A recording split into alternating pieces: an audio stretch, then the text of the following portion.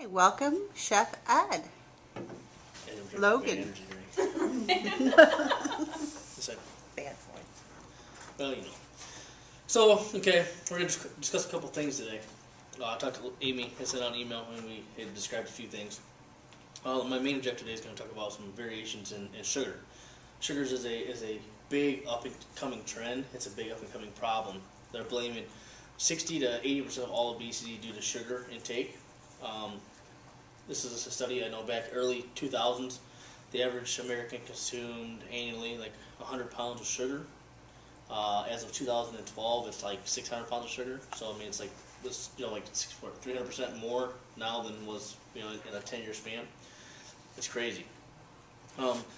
Sugars are healthy in moderation, but the problem is that everything we eat contains some kind of sugar. Almost every single thing you eat contains some kind of sugar. And when I say sugar, sugars are a very broad category. You have artificial sugars, natural sugars, sweeteners, and we're going to talk about some of those. My main objective is to bring you aware and discuss some common terms and some common types of sugar today. We're also going to talk about what we're doing in the cafe as opposed to what we use for sugars. We're also going to go into detail off the subject a little bit. We're going to talk about our new, fresh, local, sustainable agriculture program that we just started. And we're going to initiate and start for the summer, and it'll be for all the way through the fall. It's going to be a great program. We're bringing healthy items to you from the farm to plate, obviously. So there's no middleman, there's no processing, no byproducts. It's going to be a lot better for students, faculty, staff, and everybody involved. So sugar. Everybody say sugar. I just think what? What do you think of? Granulated sugar. It's the first thing everybody thinks of all the time. I was thinking high fructose. Or high fructose corn syrup. Yes. I'm not discussing any way, shape, or form high fructose corn syrup today. And the reason I don't do that is because it's a very gray area. Okay, it's either bad or good. In my opinion, I have opinions. Everybody else has opinions. We're going to talk about several others that are derivatives or sideways that are better for you. The reason we don't discuss or haven't discussed as a company in general is high fructose corn syrup is a very touch and go subject. You get all these commercials that's bad, and you get all these commercials that are good. But the truth is very broad. It's kind of somewhere in the middle. So it's a very hard subject. People actually get upset, and it could be the wrong information. And I don't want to mislead anybody because the majority is a how to put this, like it's a very biased decision. So, all right. Who knows what sugar actually is though? I'll look at your sheet. What is sugar? I mean, in general, what's the chemical meaning? What is the actual typical name? Sucrose. Yes, sucrose. There's sugar is found in everything. For any fruits, all plants, it's in everything. In order for a sugar to be considered sugar or sucrose, it has to be 99.9% of concentration of sucrose. When plants give off sugar, they go through a process. The process is called photosynthesis. It's when they create the starches and the plant enzymes into sugars. It's a very unique process. We don't naturally obtain sugar like that, though. It still has to be modified in some way. So you can't go out there and get a plant or a tree and squeeze it out and there's your sugar for the day, because that would just be an easy way to do it. But does anybody know if there is a difference, or what is the difference between beet sugar or pure cane sugar? There isn't any. There is none. They're exactly the same. The chemical structure is exactly the same. It's weird. You get sugar beets out of the ground, sugar cane grows in big stalks. It's just funny that they're exactly identical. They look different, look totally different. Taste exactly the same. Chemical properties are 100% exactly the same. Structures, everything. So sugar beets the same as red beets? No, Totally different. Totally different. Totally different. But you can get sugar from sugar beet or from red beets. Yes.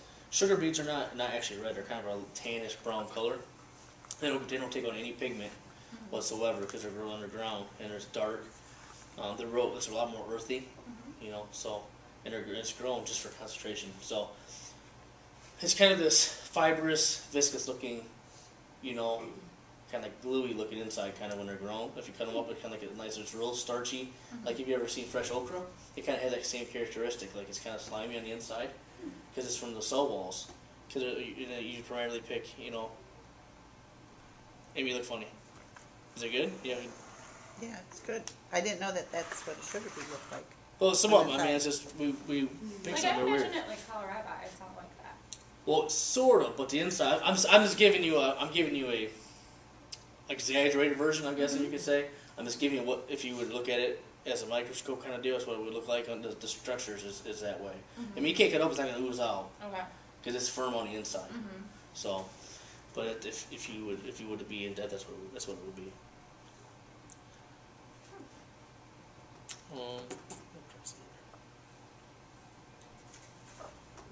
Processing, almost sugars are processed nowadays. They go through a chemical process. It separates the natural sugar that's stored in the cane starch or the beet roots from the rest of the plant material. Traditional processing, they go through the steps. The first step is grinding the cane, pressing it to the extracted juice. The juice will come out. You boil the juice until it thickens and begins to crystallize. That's that product I was telling you about. And then he spins and dries the crystals in a centrifuge to produce what is called sugar in the raw or raw sugar. Shining the raw sugar to a refinery is where it's washed and filtered, remove the last remaining plant materials and color, and then they dry it and package it. Now, which part would it be sweeter before the refinery, as far as taste-wise? Is it sweeter before? No, it's sweeter afterwards. Correct. It is afterwards because it's being reduced. So the sugar is crystallizing, it's concentrating, and it's drawing all the moisture, all the plant material out of it. So it's in its rawest form right now.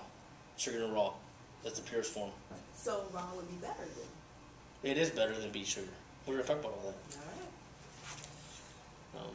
See here is what is raw sugar. Raw sugar is an intermediate product of cane sugar production. It's produced at a sugarcane mill. It's a tan, coarse, granulated product obtained from evaporation of clarified sugarcane juice. The raw sugar producer ships this to a refiner for final processing, which is in littler packets, bags, things of that nature. Sugar in the raw, when they go to refiners, comes in 500,000 pound vaults or whatever, it'd be like a semi-freight trailer full, and then they go ships to other refineries to be packaged in your table packets, your big boxes, your 5-pounders, 1-pounders, 2-pounders, 10-pounders, 25-pounders, all the different variations that we can see commercially or non-commercially. But would you have a tendency to use more of those because it's not as sweet? You'll find yourself using more packets of that raw, wouldn't you? No, it's the direct opposite. Sugar in the raw is in its purest form. It's sweeter than would be grain. No, I thought you meant the product as it straight from before they centrifuged it and all that. Mm-hmm. Oh, no, it is sweeter. It has the same properties as sugar, as granulated sugar. Mm-hmm. It takes less to produce the same amount though, because it takes up more volume. So a cup of granulated sugar is like a cup and a quarter, I believe. I can't remember the exact equivalent, but it's a cup and a quarter of sugar in raw, because the crystals are farther apart. Okay, so by volume, it's a difference. So why do they? Right. I mean, if you, how did they make refined sugar then, and not just sugar in the raw? Because a lot of recipes and a lot of generation calls for refined sugar. Refined sugar is beautiful. It's more stable. It melts faster. Its properties for caramelization are better. It caramelizes faster because the crystals are smaller and it attaches to proteins, starch, better. Mm-hmm. So, and then the commodities they can add product to that starch, which we talk about. Granulated sugar has starch in it, and it creates a more bulk product. So that's why it's cheaper than sugar and raw, because there's things that are added to that as well. Does it make sense? Mm-hmm. Mm-hmm. Perfect. Anybody know what brown sugar is? This is interesting. It's very interesting. Sugar with color to it. Ah, see? You're on the right path. You are on the right path. Brown sugar is just sugar crystals that are coated with molasses. Which it's weird. Like when I first thought brown sugar, before I learned this, I was like, I thought it was caramelized sugar and it was modified or something. I never had any idea that it was with molasses, because it doesn't taste like molasses. I mean, the dark brown sugar has a more molassesy, dark, kind of rich taste than the light does. But it's still the same. It's a great product. We use it a lot. Brown sugar is good for, items that need that kind of that rich, dark taste, or that, low melting point brown sugar.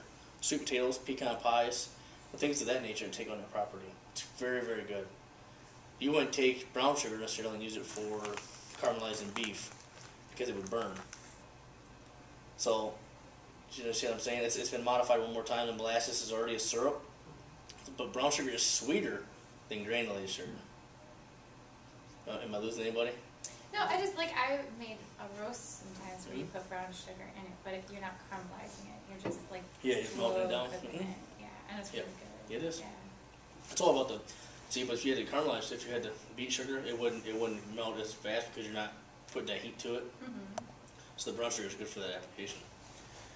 So it's good. I mean, brown sugar is one of my favorite sugars to use. It really is. There's such thing called a turbinado sugar. You don't see a lot of that or use a lot of that. Turbinado sugar is raw sugar. It's been refined to a light tan color. You wash it in a centrifuge. You remove the surface molasses. In total content, turbinado is closer to refined sugar than sugar in the raw. Which means they take sugar in the raw, they grind it down, process it in a centrifuge to make it like beet sugar, and it's closer to real natural raw sugar that way. So the crystals are real small. It's very expensive. They use a lot of that for pastries and cakes and desserts that are like confections for taste and color. Items that don't get cooked as normally as they would. So. Would that be used in like a lot of frostings? Yeah, like when you go to a bake shop, like say Chicago, I know they have these donuts that are, I can't remember the name, but they have white frosting on top, and then they sprinkle, it's called with castor sugar. Obviously, if it's the light brown castor sugar, it's probably turbinado sugar because it's real fine, and they use it on top just as garnish, and the icing won't be as sweet because they put the sugar on top as well. Did I answer your question? Mm-hmm. Just want to make sure. I kind of lost myself a little bit. A lot of people don't know that all sugars are carbohydrates. So I mean, when you're doing your diets and things, you're only allowed to count for carbs. You know, a lot of, I don't know if diets are not to say that, but they don't count the carbs of an item. Let me get sit down for Josh. Okay. If you ever heard anything, like it's called evaporated cane juice, that is the juice that they extract from the canes and the beets.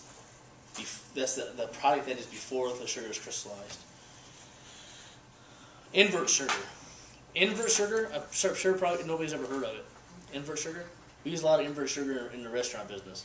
When you're like bake shops and pastry shops use it. Invert sugar is a liquid carbohydrate sweetener. So it's sugar basically in its most concentrated form. So it'd be like, example, simple syrup. Simple syrup is sugar that's been with water. So take that thickness, that consistency, and that sweetness, and multiply it by like 6 or 7.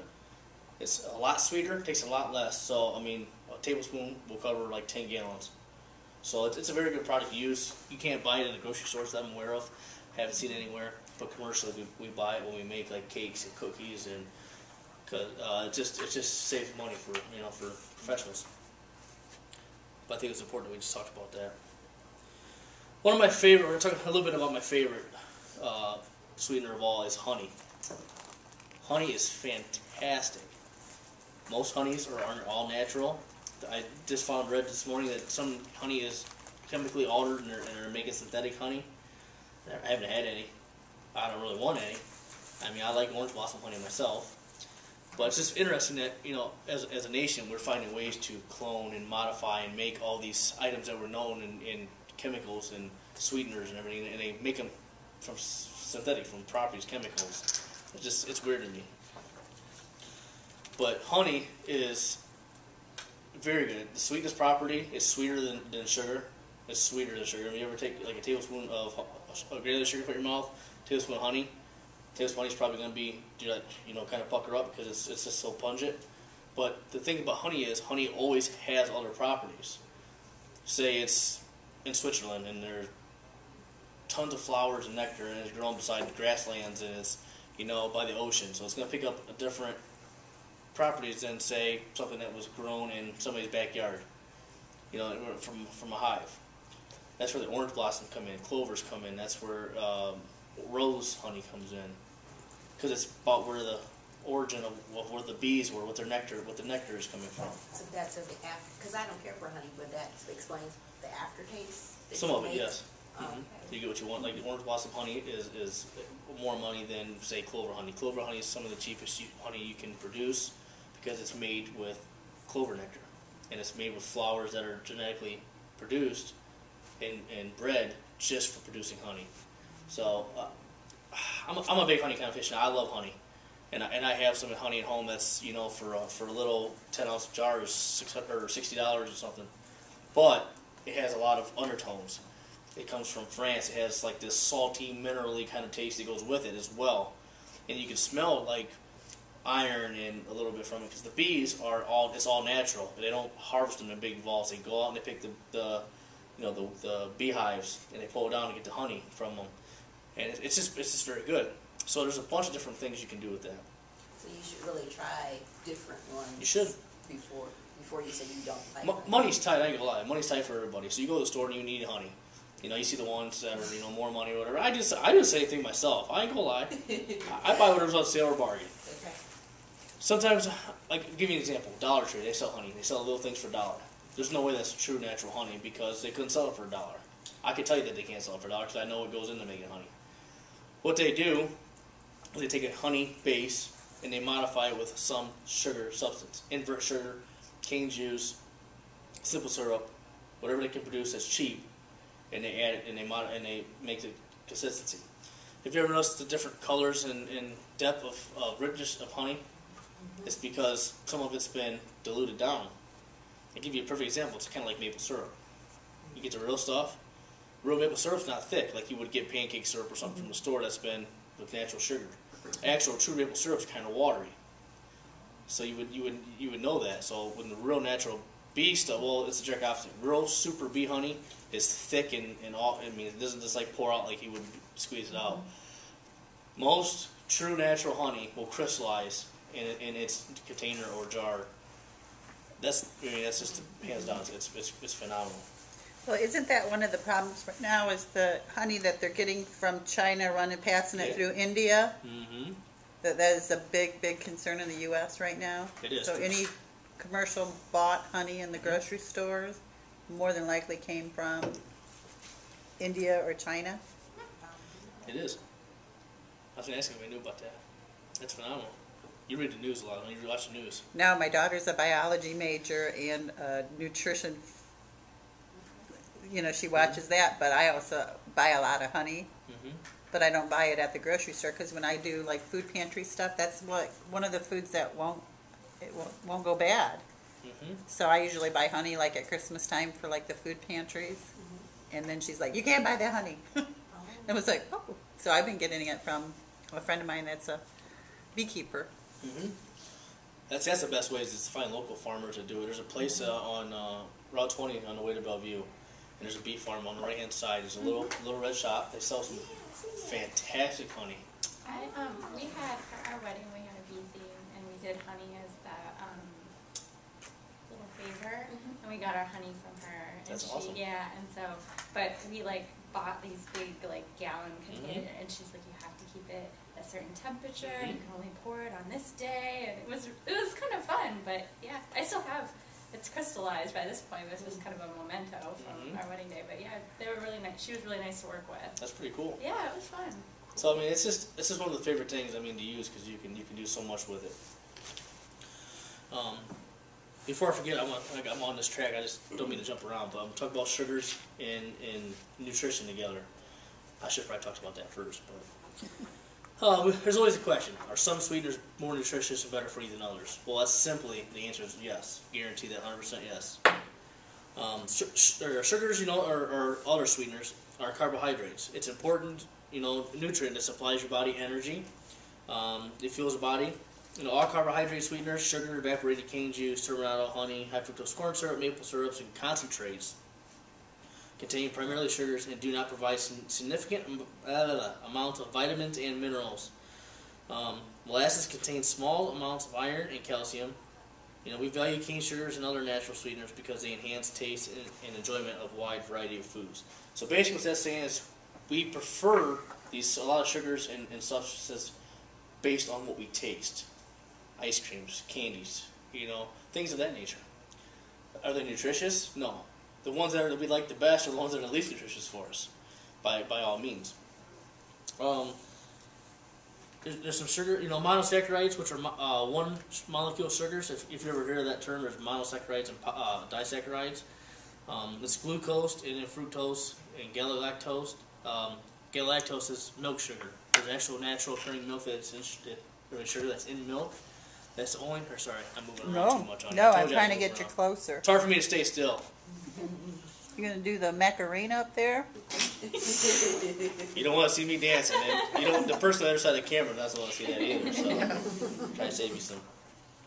So there's this little chart on that page that you're even if you want to look that over. It just talks about the breakdown of sugar and it talks about sucrose, lactose, maltose, table sugars, and it tells you about what two sugars are added together, two forms. Here you go.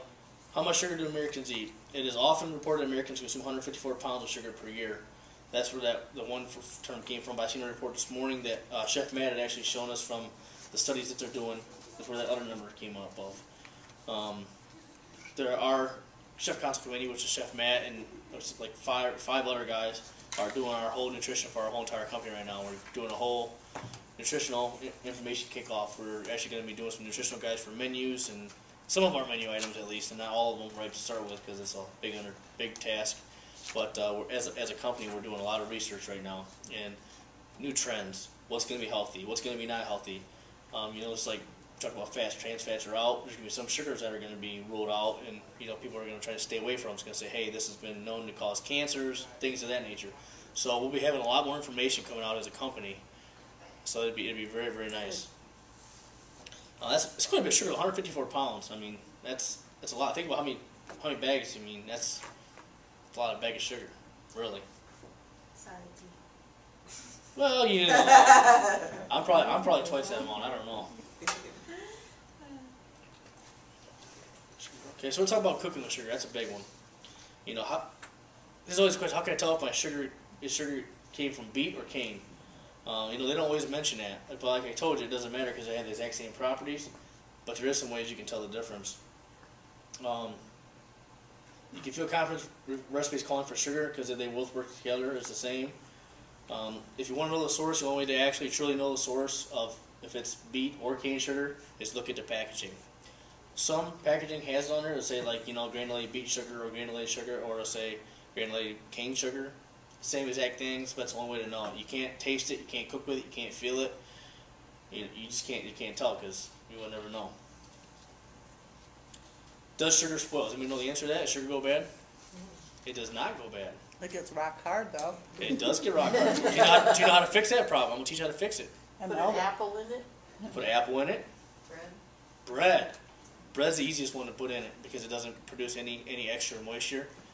Because like apples, and stuff, and apples can go bad, and it can draw fruit flies and things of that nature, gnats. Bread doesn't do any of that. A slice of bread, like if you ever had brown sugar or anything, it gets hard. You put a slice of bread in overnight, it takes care of all that problem. It does. And it'll be soft by the morning, guaranteed. Wow. But you have to remember to take the bread out. You do. You have moldy bread and your brown sugar, and you have to throw it all away. You would. If you're. Not you said I would know that. Let me take the camera off that for a minute here. I'll keep talking. As he drinks his monster. Oh, that's fine. You can see that. I don't have nothing to hide. Okay, here's I give you this is on this website here. I use this, pull this all information off of. It's a great place. Here's it talks about sugars. And it tells you what the values are, what calories. It's a breakout of all these sugars here. And it's a great guide if you're going to stores or you're trying to figure out your diets. Mm-hmm. For instance, honey has 20 calories, and it's they're all fat free. There's no sodium in any of them. Carbohydrates, honey has more properties than the other. So what's this to say that honey is worse for you than like sugar? I disagree with this saying. And in the restaurant business, we always use a lot of honey and things, but this has been proven. I don't know why. There's a controversy against is honey good for you, honey bad for you. If you're going for your part of your diet, it may be, but it's all natural. Seems like it could use less if it does use less, which is where I'm getting to. Sorry. When you look at all these here, it tells you by 4 grams, 4 grams, 7 grams, 7 grams. The honey is compared to sugar is 7 grams compared to 4 grams. Mm-hmm. So when you see honey break out in such situations like these companies that are doing surveys and things, they jacked it up there so it makes it look like it's bad for you. It's not necessarily bad for you. They're just measuring it at 3 more grams, almost twice the amount as the amount that's being used as the other sugars. Does it make sense now? Okay. So you go from being 20 to being about 12. So there you are. You're down on your carbohydrate. Your calories are down. Your carbohydrates are down. So I mean you're in a better spot then. So really, you're basically, they're using a per teaspoon is 7 grams. So if you use a half a teaspoon of honey, you're getting better nutrients. You are. And less sugars. Yes. And less calories than anything else. Half a teaspoon, everybody. That's what we got to go for. Even a half a teaspoon of honey's a lot. Well, I mean, it really is, and that's what I'm talking about, the sweetness level of it and the caloric intake. But they say like even to take a half teaspoon for allergies for honey, but it has to be honey grown in a 20-mile radius. To take that every day to get rid of like any type of allergies or to deal with like pollen and that type of thing. Has anybody else ever heard that? I've heard that. I've heard of it. I I've haven't heard did it. any studies in it, so. I don't think I've read research, but I've heard people saying that would work. Couple common questions, is always think, can I substitute brown sugar for granulated sugar in recipes? So if you have 1 cup of packed brown sugar for 1 cup granulated sugar, be aware that brown sugar will add molasses to your flavor. So if you have 1 cup of granulated sugar, you can change it for 1 cup of packed brown sugar. And I say packed because if it's not packed, it's air by volume and it won't be the same. But the brown sugar adds a molassesy kind of taste to most recipes, so just be careful of that. Now, the difference between light and brown sugar, the choice depends on your recipe. Use the profession. Dark brown sugar has a stronger molasses flavor, more caramelized flavor to it. The lighter types are good for baking, butterscotch, glazing hams. Dark brown sugars are good for like gingerbreads, baked beans, puddings, other full flavored foods. So I mean, it's just knowing the difference. Like recipes will usually tell you what they call for either light brown or dark brown sugar. And if you're in doubt, go with light brown sugar. So if you're making butterscotch, you put dark brown sugar in there, it's going to taste kind of more minerally, kind of burnt maybe a little bit because the dark molasses is rich. So it's just the way to use the two. Can confectioner's powdered sugar be a substitute for granulated sugar? These products usually are not interchangeable. Confectionery sugar is made up of much finer particles than granulated sugar and it contains a small amount of cornstarch to prevent caking. So you can't interchange the two usually. Some recipes will tell you to convert the two, and I just know from a professional standpoint, I don't do the two different. I don't intermix them. So. I'm counting calories. How can I count the amount of sugar in my cake or my cookie?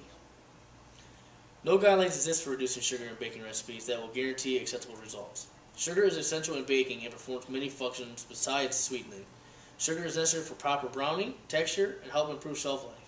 Research has shown that decreasing fat gives better baking results than cutting sugar, and the calorie servings are more substantial. Does that make sense? I don't think I ever use exactly the amount of sugar it calls for. I never do. Perfect. Ever. I think I normally use half. Mm-hmm. You don't notice a lot. You can do that as well. In most recipes that call for, like, say, a cup, you can use a half a cup and get away with it. And that's when you start modifying more. Like, if you start going over, that changes the characteristics. More browning, more caramelization, texture, structure will be different. But usually when you take and you can modify down, you just can't modify up. So, and when most recipes are standardized or made, they're usually aired up on air. Like, they're scaled up on air a little bit. So that way you can modify down a little bit if you think it's too sweet or any problems that way. Okay? And there's a little breakdown of what equals, some equivalents, like 3 teaspoons is a tablespoon. There's 4 tablespoons in a quarter cup. All that situation. There's some there on there. It talks about how many pounds of granulated sugar equals cups, confectionery sugar, and all that. So that's just a little guide to help you if you're baking or using sugar. I want to talk about this one thing here real fast. Okay, this is a new sugar that just was been around for like 200 years, but it's only been recognized in the United States for like the last 10, which is stevia. Okay, stevia is from a leaf. I gave you some information on Truvia right from their website. Truvia is the biggest supplier and the biggest manufacturer of stevia-based products in the United States as we speak right now. There's other companies that are doing it, but they've been the first one. They were the first ones to import it over. They're the first ones to manufacture it in the United States. They were the first ones to really kick off all that. Truvia, or stevia, Truvia is a brand of stevia, I do apologize for that, is a leaf extract that comes from leaves of the stevia plant, which was discovered more than 200 years ago in South America and has been used as a sweetener in various parts of the world for more than 3 decades. So it's been around for 30 years in full use, but it's actually been around for 200 years. So it's kind of unique how, you know, we as Americans are top of the line, we think, and we're doing all these healthy things, and we're doing all this, you know, research, and it's been around 200 years, and we're just bringing like, what, 10 years? And they've been using it for 30 years. I just find it interesting. The reason being, in my opinion, this is my opinion simply, that it hasn't been discovered more than 10 years ago is because it's better for you. It's healthy. It's healthier. There's no calories, no fat, so it's good. It's all natural. It comes right from the plant. There's no modifications. There's no manufacturing. So it's good. Truvia is different from most stevia sold today because it consists of only one tasting ingredient, that's the stevia leaf. There's no added chemicals, compounds. It's naturally the sugar from the plant. That's it. So we talked about the photosynthesis in the sugar. It's sugar purely from the plant, from the stevia plant, from the leaf. It's great. Has anybody ever used Truvia? Oh, you used it? I like it. You liked it, right? Okay. I'm not a doctor. I can't physically tell you this, but I do know that Truvia is safe for diabetics. 100%. I can sit here and guarantee you that. But I'm not a doctor, so don't use it as a doctor guideline. My grandpa's been a diabetic all his life. Okay, and he was using Equal and Splenda and all the other garbage that I hate. And chemicals are all made, and they say they're not bad for you because whatever. But they test them in lab rats. They produce cancer. In my opinion, they're horrible for you. They're horrible. As you're drinking a Diet Coke with. Diet Coke? Diet Coke is got, that one probably has either aspartame or sucralose in it. Really? Diet Coke usually contains one of the two. Aspartame. It does have aspartame. Aspartame is the #1 chemically made sugar that has been known to produce cancer in 6 out of 10 lab rats. But you should know that because you're in the medical field. Right? I don't drink Diet Coke. Okay. It's not just in Diet Coke though.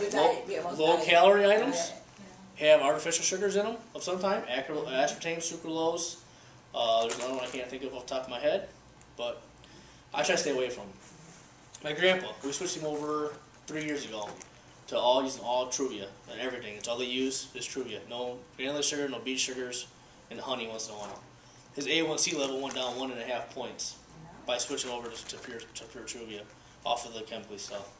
You know, the doctor told him it was his decision. He could do whatever he wants. The doctor's not going to tell you to do this. I'm just telling you right now. I'm not going to tell you. I'm fair warning you. But I do know it's safe, and I know that several other diabetics I know do the same thing, and they've had great results on this. Truvia is very good for you. Okay, like I said, we talked about it before. It's clean, it's sweet. There's no modified. There's no chemicals. There's no added processing. So it's pure natural. It's good for your body.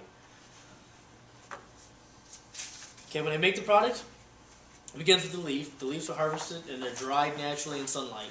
They're steeped in fresh water to produce a similar, like you would make tea. Like you take the leaves, you steep them in 180-degree water.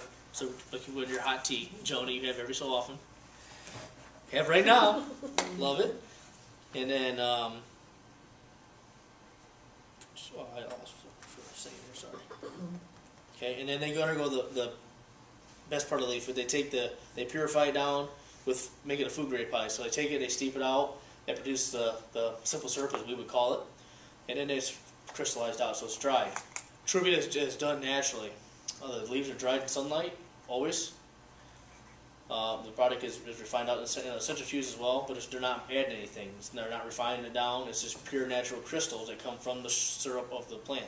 So you steep the leaves, the sugars come out of the leaves, it dries out, it creates this crystallized product, and the way you get stevia in the crystals is the way it dries. It's weird, right? Because it creates the structure is like, there's a name for it. I'm trying to remember. I read about it today. I can't remember. That's like when you have salt water. Yes. Salt water dries and all you have left is well, right? So same difference. That's good. That's a good comparison. Very good comparison. Now, what's the worry of, how as far as mass production, can they keep up? Like staying, They have been. It's been no problems. There's not been a shortage.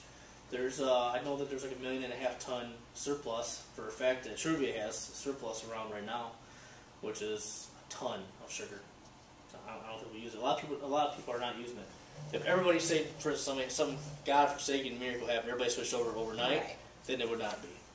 It's You know. considerably more expensive at the store. Yeah. It is it is. very considerably more. But in that essence of what you're saying, organic products, all natural products, no growth hormones, no antibiotics, no steroids, all that stuff that you say, that's healthy for you, all costs more money in the grocery store. Yes. Just saying. So, okay. And then I have here, what is stevioside? Okay, stevioside is another sweetener that's natural, made from the stevia leaf. Make sure I cover anything in trivia for you. Okay. Well, talks about, what is it? It's a glycoside. It's a diterpene derivative of steviol. The stevia, when you take the stevia leaf, and you make the liquid, that is steviol. It's the liquid, is what they refer to the liquid as. So there's a whole fact, about all that, okay, about the sweeteners, and it's like 4 pages and talks about the United States and what the FDA is. Then the next paper you have is about honey. Talks about the history of honey, where it came from. There's variances. We'll talk about the variances here in a second. And I just gave you some information on all of this as well.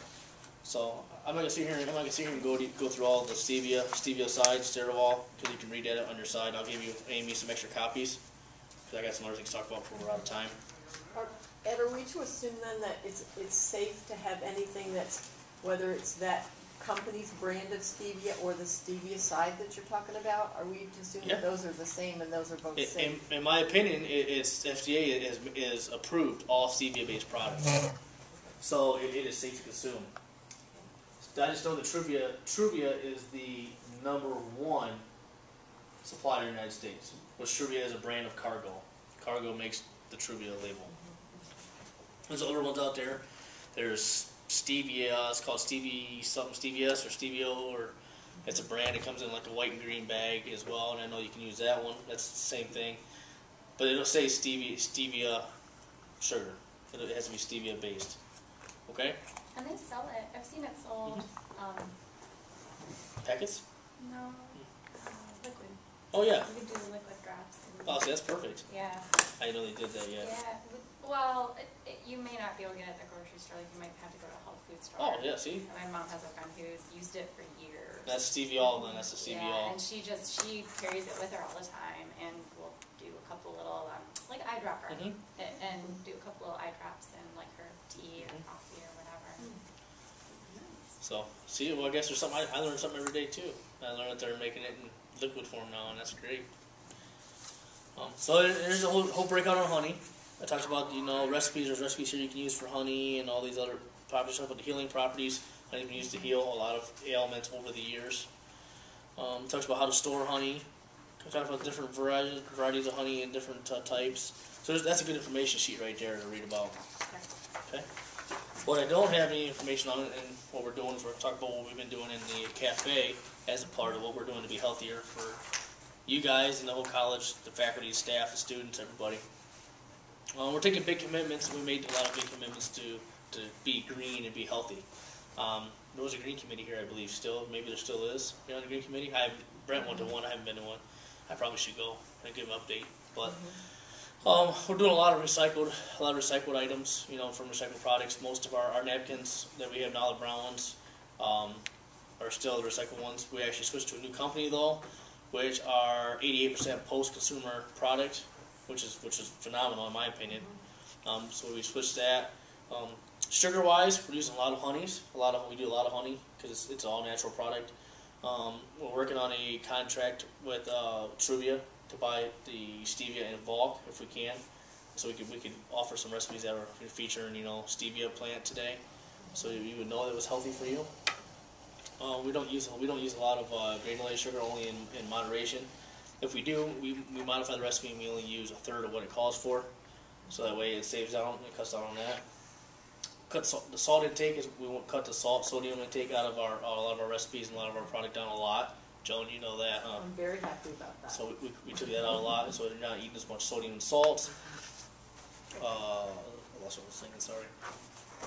Fresh local, we're buying a lot of items from Fresh and Local. The beef is from local. It comes from a farmer that we're processing meat within 20 miles of here. So it's real local beef on the street. We've been buying chickens that are local, it's local chicken within a 60-mile radius. Really? So we're trying to stay. What's that? Chicken? Chicken. Is it bag supposed to be a chicken? No, I'm trying to put the brown bag in the camera so it's like the brown bag lunch.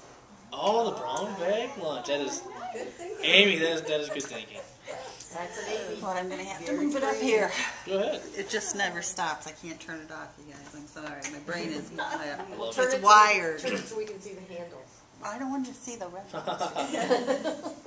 So we're trying to keep items and food healthier for everybody. We only use extra virgin olive oil when we're sauteing and cooking, which is a better olive oil, or better oil, period. What oil? Extra virgin. Extra. Isn't there something about you don't use that for frying, you use it for finishing? You do use it for finishing, but we actually switched over to using it for sauteing and things as well because it's still better for you.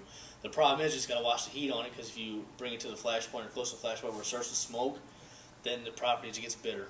Olive oil will get bitter. So if you keep it below the 350-degree mark, it'll be good. So as long as it doesn't smoke, you're okay? Yeah, if you start smoking, you're going to have problems. So you dump it out and start over. So you can fry chicken. No, I wouldn't fry chicken in extra virgin olive oil because chances are you're going to go over 350. Would you fry chicken? I want lard. I want my chicken fried in lard Yeah, me too. or Crisco. I do too, but I'm trying to be healthy. I love it. You like could that. if you fried on. If you make sure you hit it on 325. But would it be beneficial? It probably would be beneficial. It would cost you a lot of money to produce it. I personally wouldn't do it, but you could. Just don't go to 350 on it. That's the flash point. Well, flash point is actually like 369 or something like that, where it starts to smoke and it doesn't actually flash. It starts burning to over 400. But you start getting around 350 or so, it starts to get that smoking point. It starts to get bitter. You don't want that problem. It starts to change the characteristics because olive oil is pure. It just extra virgin olive oil is in its pure state. It's just pressed from the olives. There's no added anything. It's just been clarified a little bit with separation, with the pumice and the pits and all that stuff float to the bottom, and then the oil sits on top, and then it filters out. So it's good stuff. Good stuff. What, like, you know, sometimes if you go to an Italian restaurant and they serve you olive oil, like a thick it's really good. But like I'll buy like Meyer brand extra virgin olive oil. Is it like wine? Like, are there different kinds Oh, there of is. olive oil? There is. Or like honey There and is. different ways? Yeah. Like the olives are grown or I mean. Well, there is. You can buy some olive oil that's DOCG, as wine would be, which is denomination of, I can't remember. Denomination of something. But like wines, Italian wines, these things are labeled with DOCG, which is a brand of quality control. Right. So some olive oils can be that way as well. The best olive oils come from Italy, hands down, because the majority of olives in the world are grown. Olives grow on trees, olive trees, different soils, different environments, so olive oil can most definitely be different. If you're buying a olive oil that's per se, I don't know, Great Value Walmart brand, as opposed of we use Benelli or whatever, it's probably not going to be as good because we get olive oil that's been imported from Italy. We don't use the generic label. Don't get me wrong, the generic labels are fine to use, but the question was, is there a difference? And there is a difference. There is a difference. If you're an extra virgin olive oil, you always see there's a color difference in that. Like, you talk about the color, the pigment. There's a difference in color. Extra virgin olive oil just means it's first pressed, untouched. So extra virgin, first pressed, untouched. So it can be different grades and controls of that, different olives that are used. You know, so there is most definitely a difference. I'm not saying go out and buy the most expensive one you can find because it doesn't necessarily mean that it's the best. Like you buy a wine, a $5 bottle of wine may be better than a $50 bottle. But it's all about knowing and getting what you like for your personal taste. So if you're buying olive oil, you can buy it in glass or a lined tin, metal can. That's the best way to have it. The glass is good if you're going to buy in small quantities for your house. The can is better because if you're going to use a lot, like we buy 3 liters at a time, because no sunlight gets in there, and it's better. It doesn't oxidize the oil as fast. So when I buy it at home, I buy it in the aluminum jugs that are coated with something I can't remember, but they're coated, and no sunlight goes inside, so it'll last longer. So you should keep it in a dark cupboard. You should. If you have a glass bottle, you should, and out of heat. Because traditionally, people they keep it beside the stove or on top of the stove, and heat travels up. That's the #1 killer for oil, for olive oil, anyways. So olive oil can go bad? It doesn't go bad. It can go bad, but usually it doesn't because it can sour. Oil can go rancid. Mm-hmm. And the number one problem with oil is usually if you can get botulism and things, because everybody always I must explain that to you. Botulism. Infused oils, for that matter. They use extra virgin olive oil. You always get them that has like rosemary or garlic or peppers or crushed peppers in them. Those are the ones that need to stay out of the heat because there's items in there that have been added. Mm-hmm. Botulism can grow. Right. Botulism grows at about 90 degrees. Right. So if you keep infused oil above the stove, botulism can grow. If you take your olive oil and you put cloves of garlic in it and put it back up there, botulism can grow. That's why there's a strict guidelines to what they add to that. So, good thinking, huh? That's why they recommend not buying any type of infused oils like at flea markets and Yes. Yeah, we see that it like stuff. TJ Maxx and stuff. Yeah. Mm-hmm. Don't know where it was before it got there. Exactly. I don't buy it anywhere. I make my own if I do, and I only make what I'm going to use. And I buy airtight containers. I put them back in airtight containers. So that's what I mean. It's better to know exactly what you're getting, and that way I can make whatever I want, whatever flavors I want to. So, and if you're gonna say this is a good one, if you're gonna take olive oil and you want to infuse it with citrus, I like to use rosemary, garlic, lemon zest, and savory leaves. And you put them inside and you do it.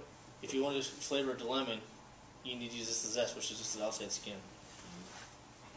All right, here I'm gonna take one of these to. Here, we'll give one of these to Rachel, some people down there. I got a couple extra ones. Here you go. Merry Christmas. Thank you. Thank you for doing this. Happy Valentine's Day. Hey, guys. Happy Valentine's Day, E-House. Just don't tell Mike. Or Groundhog Day. That's right. So, but I mean, it's important, and that's a good one. Is you take the the rosemary and the lemon and the garlic, and then savory. You can find savory at some stores sometimes. I know the Kroger had it for a while. It's an herb. It's a very like citrusy kind of like zingy. It kind of has like a little snap to it, and it's a great product to put in olive oil. So, and the last thing before we go, we're going to do a lot of local sustainable agriculture. We're working with Seeds of Hope and the Franciscan Sisters in Tiffin. We got a full line of stuff that they're growing for us. We gave them a list. We sat down 2 weeks ago, and they're growing all of our lettuces, produce, tomatoes, corn, all kinds of special things for us. And we got some special items that only Terra will get. We have some 2 brands of sweet corn that we're going to be only place in Ohio that'll have that I know of. One of the seeds is coming straight over and imported from Japan, which is a fantastic product that I've had before. And I had it was in Tennessee actually. So, and what else we have? We have a couple hybrid tomatoes that are heirloom tomatoes that are hybrids between beefsteaks and purple Cherokees. So that'll be a fantastic product for sandwiches. We're growing some onions for us. Basically everything that we have that's produce based, they're going to grow for us. Cucumbers, and it's all organic, no modification, no fertilizers, no pesticides, insecticides. So at the end of the day, it's better for you. You can feel safe to eat it. It's important.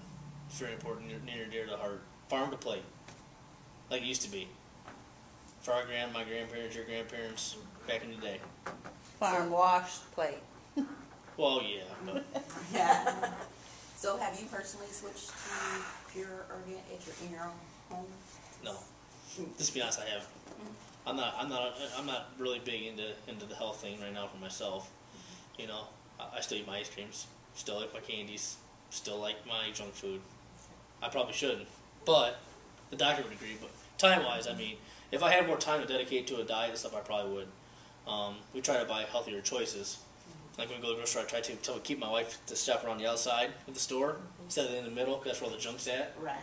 But it's hard to do because the kids like the crappy chicken fingers and the stupid, I don't know, artificial fries or whatever they make. I don't even know, but we try. It's just I can't say I'm totally committed because I'm not. I'm on a budget like everybody else, and I buy whatever's on sale, whatever's cheap for the week. Yeah, that's Just to be honest, that's just the honesty. And it's getting harder and harder to eat organic and natural because budgets are tighter, money's tighter. There's more expenses. Gas keeps going up, insurance is going up. So really, it's hard. So it's all about balancing and trying to find a way. And the best way to try to battle that is to get in relationships with local farmers. I keep going back to that, farm stands, flea markets, things that there's sometimes. I'm not saying the flea market's a good place to buy produce, but there's usually farmers that are there as well. So, and then they do agriculture shows. Fairs are a good place to get in. They always show produce and things. They do the contest. It's a good way to get in with farmers.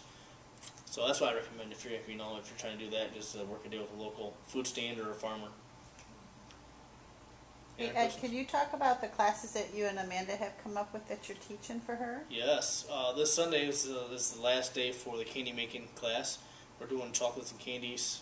That was the first class. I also have a three-day bread class. It's going to be a Friday, Saturday, Sunday. We're going to teach you how to make different kinds of bread, sourdoughs, mashed doughs, challah ones, egg doughs, and we're going to work with different kinds of pastas bread making, teaching breads, hearth breads, soft breads, boiled breads. So that's a good class to get into. It's gonna be fun. I haven't made bread since college, so it's gonna be learning for myself as well as the students, and it'll be great. Another class that we're doing, we need some more people to sign up. So if you know some people, the hors d'oeuvres 101 class. We're going to teach you how to make a bunch of hors d'oeuvres, and my goal is to help you create some flashy, showy things that you can show off to your friends for the summer and makes it look like it came from a restaurant somewhere. That's the whole concept. I'm going to teach you how to use fresh local ingredients from the area, and I'm going to bring in a basket of stuff one day, and we're going to create some hors d'oeuvres based on what I found at the farmer's market, and I think that's very fun. The last class, I think, four. Can't remember. Well, I'm doing a partnership. Beer? No, Grant's doing the beer class. Okay, there is a beer. There's a beer appreciation class. Grant Cummings is going to do that. Bob wants to sign up for that. I don't know. I think it's full though. I think it's full. The beer appreciation? I think it's full. That's Grant's class. I believe it. Amanda said it might be full. We'll find it. Bob and Larry both won in that one. But I do know that we're doing a co-curriculum class where I'm going to work with Grant Cummings. We're going to divide and conquer. We're going to do a hot and spicy class. We're going to talk about the history and origin of hot peppers and where the heat actually comes from, and how to use it, how to tone it down, how to beat the heat, obviously, and we can talk about different things of that nature. So it's going to be like Grant from the growing aspect he can handle, and I'm going to talk about the cooking aspect, and we're going to meet in the middle. And we're going to talk about all the other things in between. It's going to be a fun class. That's a 8-week class, I believe, or 7 weeks, I believe. And I just want to mention our kids' college class that Chef Ed and Kip taught was the most popular Good. this last summer. I loved that class.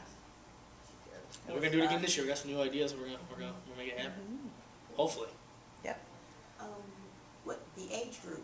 Have you like a teenage class? Well, we did 1st through 8th grade last year, and Amanda's working on that right now. But we did have requests for like a cooking, cooking 2 class, like after kids college, like for the following week, just like a 1 all-day workshop or something like that. So Amanda Shako downstairs is going to be taking over that programming for that, so it should be fun. And also working with Beth and Amanda right now to offer some more classes and adult ed classes over summer.